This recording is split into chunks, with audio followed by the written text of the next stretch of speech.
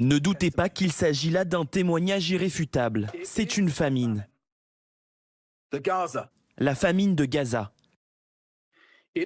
C'est une famine que nous aurions pu prévenir si nous en avions eu la possibilité. Pourtant, la nourriture s'entasse aux frontières à cause d'une obstruction systématique par Israël. C'est une famine à seulement quelques centaines de mètres de nourriture dans une terre fertile. C'est un moment de honte collective et je pense que nous le ressentons tous, chacun à notre manière. En tant que communauté internationale, nous devons nous interroger rétrospectivement et réfléchir à la façon dont nous aurions pu aboutir à une autre issue. Et nous avons vu cela se produire en temps réel. Absolument, c'est ce que l'on dénonce et qu'on a annoncé. Ça avait été annoncé par l'IPC déjà le mois dernier et les mois précédents où on annonçait que la situation ne pouvait pas s'améliorer. Et en effet, cette pause tactique qui n'en a que le nom ne permet pas aujourd'hui de faire entrer assez de nourriture pour qu'on puisse remettre les choses en état et apporter du soutien aux populations qui aujourd'hui n'ont toujours pas accès à de la nourriture aujourd'hui dans la bande de Gaza. Depuis toujours, c'est qu'il faut laisser rentrer en quantité suffisante. Aujourd'hui, ça n'est pas le cas. Il y a trop peu de nourriture qui rentre. Les gens ont été affamés pendant des mois et des mois. Aujourd'hui, évidemment, ça crée énormément de tensions à l'intérieur puisque tout le monde ne pourra pas être servi. Donc forcément, ça crée des problèmes et donc on n'arrive pas aujourd'hui, les responsables des organisations qui sont responsables de la distribution alimentaire ne peuvent pas aujourd'hui amener au point de distribution ce qui rentre. Donc ça ne permet pas aujourd'hui d'accéder aux personnes les plus vulnérables. Les seuls qui ont accès via la Gaza Humanitarian Foundation ou qui viennent se servir directement quand les camions rentrent, puisqu'on nous envoie tous directement dans la gueule du loup, puisqu'on nous fait passer par des routes où tous les pilleurs savent que nous passons par là. On nous oblige à passer par ces endroits. Donc ça nous met dans une situation extrêmement difficile aujourd'hui et ce qui empêche de pouvoir servir les populations les plus à risque et et on parle aujourd'hui de 132 000 enfants qui sont en situation de malnutrition. L'ONU déclare la famine à Gaza, ce qui est une première au Proche-Orient. Au-delà d'une déclaration forte, est-ce que ça va changer quelque chose ? Alors probablement pas si l'on en croit la réaction des autorités israéliennes, à commencer par Benjamin Netanyahou lui-même, qui parle de mensonges éhontés, dans la lignée d'ailleurs de toute la communication qui est faite par l'État hébreu depuis le début, depuis que les ONG ont commencé à alerter sur la situation humanitaire à Gaza et notamment sur ce concept de famine qui a été aussitôt et formellement démenti par Israël. Donc de ce point de vue-là, on peut imaginer que les autorités israéliennes ne changeront pas d'un iota à la fois leur politique et à la fois leur démenti sur cette situation de famine. Cette situation de famine, elle est fondée par les Nations Unies sur des comparaisons avec d'autres solutions, d'autres situations qui sont déjà répertoriées avec des critères extrêmement précis. Et on sait que dans ces situations, il y a un critère, un moment ou un seuil en fait, où on décide que c'est une situation de famine et que ça implique normalement une intervention particulière. En l'occurrence, il faudra une pression internationale pour que Israël arrive à laisser rentrer enfin dans des conditions qui soient acceptables et utiles cette nourriture qui est là, qui est présente, qui est aux portes de Gaza. Il n'y a plus beaucoup de journalistes qui sont présents à Gaza. Je vous propose qu'on rejoigne l'un des rares journalistes qui est encore présent à Gaza. Merci d'être avec nous, Rami Abou-Jamous. Vous êtes journaliste palestinien, fondateur de Gaza Press. L'ONU qui annonce donc et qui déclare la famine à Gaza, 500 000 personnes en grand danger, en situation catastrophique. C'est ce que disent les responsables de l'ONU. Qu'est-ce que vous avez constaté encore ces derniers jours, vous, sur place ? Oui, c'est un peu tard de déclarer ça maintenant parce que la famine a commencé il y a presque un mois, mais malheureusement, ça a tardé un peu. On est surépuisé et la population, depuis 4 mois, on était bloqué, il n'y a plus rien qui est rentré. Là, récemment, il y a quelques aides humanitaires qui rentrent, mais c'est pas du tout suffisant. Et malheureusement, il y en a beaucoup de victimes qui sont parties se reposer en paix à cause de cette malnutrition, surtout les plus vulnérables, les enfants, les femmes enceintes, les personnes âgées et ceux qui ont des maladies graves. Et malheureusement, c'est pas que la nourriture, c'est aussi au niveau de la santé. Il n'y a pas de médicaments qui entrent, il y a pas de matériel médical qui entre, et tout ça, ça fait partie de ce blocus. Depuis 2 semaines, il y a des camions qui entrent dans la bande de Gaza d'aide humanitaire, mais c'est pas du tout suffisant. D'après les Nations Unies, on a besoin entre 500 et 700 camions par jour. Lorsqu'ils entrent, c'est juste 70 camions à 100 camions par jour, et ce qui n'est pas du tout satisfait le besoin de secours immédiat de la population.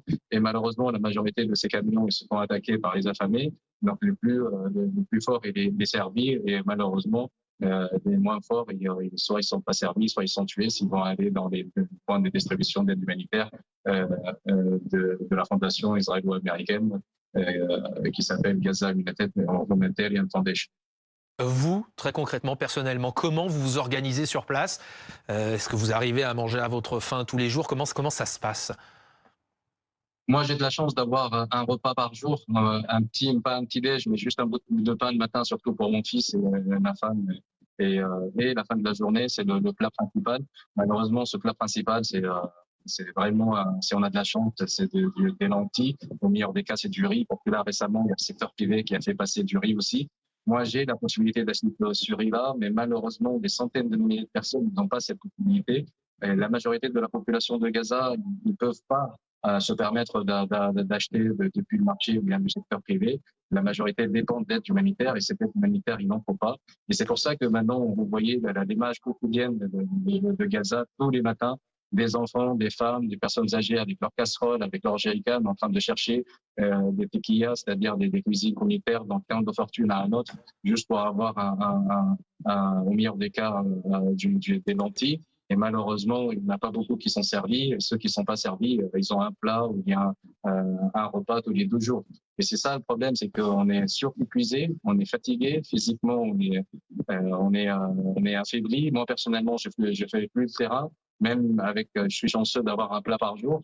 J'ai mon fils et moi et ma famille, on a la sensation d'être rassasiés parce qu'on ne crie pas famine. Mais c'est pas le cas de des centaines de milliers de personnes, malheureusement, qui crient famine et meurent à cause de la famine. Quel appel vous lancez ce soir aux autorités européennes, au président Macron par exemple? Parce qu'on voit bien que cet appel et cette décision aujourd'hui et cette déclaration de l'ONU qui dit qu'il y a la famine à Gaza, les autorités israéliennes, Benyamin Netanyahou en première ligne et en premier lieu disent non, c'est faux, c'est un mensonge. Ce soir, qu'est-ce que vous dites aux Européens? Qu'est-ce que vous dites par exemple au président Macron? Je lui dis déjà, il faut dire que c'était le premier à lever beaucoup d'obstacles, surtout la création ou bien la reconnaissance d'un État palestinien. Moi, je lui demande de ne pas que avoir des paroles, de passer à la sanction, parce qu'avec la sanction, on peut arriver à des mesures ou à des actions, mais que des paroles, ça marche pas. On est vraiment dans la famine. Là, tout le monde parle de la famine, mais le pire de la famine, qu'on est toujours sous le génocide, sous le nettoyage ethnique. Ils le disent clairement, l'Israélien, le Netanyahou, le ministre de la Guerre israélien, il le dit clairement. Il dit on va déporter la population de Gaza, on va faire beaucoup d'efforts pour sortir la population de Gaza, on va déporter la population de Gaza. Et là, on est vraiment dans un carrefour, comme on dit chez nous. Si la guerre, ça s'arrête pas, c'est vraiment la déportation de toute la population de Gaza, parce que il y a plus rien qui arrête Netanyahou, sauf s'il y a vraiment d'action et des sanctions envers Israël pour que tout ça s'arrête.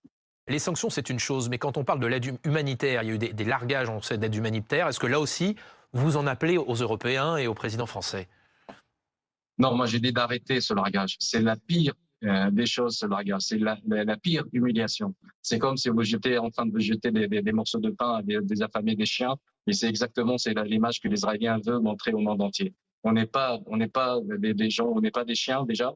Et en même temps, on peut faire passer l'aide humanitaire d'une façon digne, comme ils font partout dans le monde. On n'est pas des chiens pour recevoir ce genre de largage. Moi, je demande à Macron, au président Macron, et à tous les pays qui essayent ou qui croient qu'ils sont en train de faire quelque chose avec ce largage. C'est la pire des choses, ce largage. Et vous déployez des millions de dollars pour larguer 12 palettes qui peuvent juste même pas un camion ou un demi-camion, alors que vous pouvez faire passer l'aide humanitaire d'une façon digne et avec les ONG internationales qui ont tout ce qu'il faut pour distribuer cette aide humanitaire. Surtout l'UNRWA, ils ont 400 centres de distribution sur toute la bande de Gaza.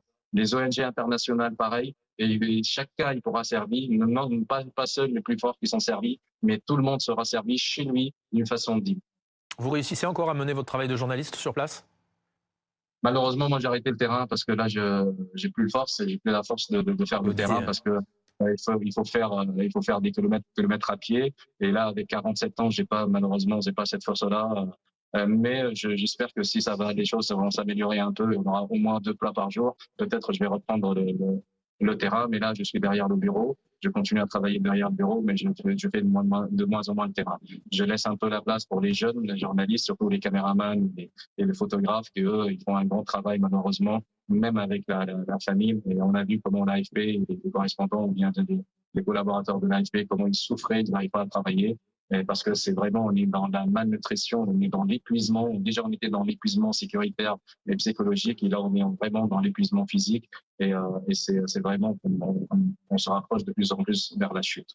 Merci beaucoup Rami Abou Jamous, journaliste palestinien, fondateur de Gaza Press, d'avoir été en direct avec nous depuis Gaza après cette décision historique aujourd'hui de l'ONU de déclarer donc la famine à Gaza. Merci Bertrand Galichet d'avoir été avec nous.